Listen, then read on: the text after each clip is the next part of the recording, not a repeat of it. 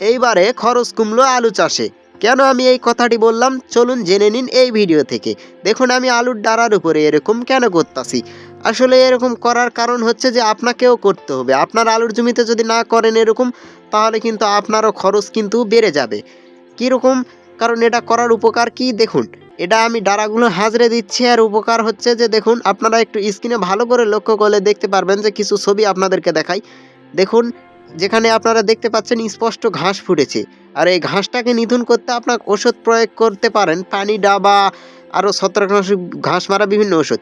কিন্তু এগুলো ওষুধ দিলে আপনার আলুর গাছ একটু কমজোরি হয়ে যায়।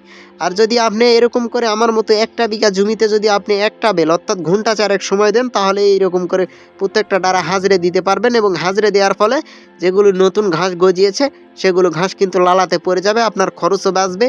এবং জমিতে অল্প সার দিয়েছেন, যেহেতু আপনি হয়তো খরচ কম করতে যাচ্ছেন, অল্প সার দিলে যেহেতু আপনার জমিতে ঘাস থাকছে না, সেক্ষেত্রে যেটুকু খাবার দিয়েছেন ওটুকুই আলুর গাছে গ্রহণ করতে পারবে। আজকের মিনি ব্লগটি ছিল এই পর্যন্ত। সকলে হুঁকা হুঁক লাইক কমেন্ট শেয়ার করুন।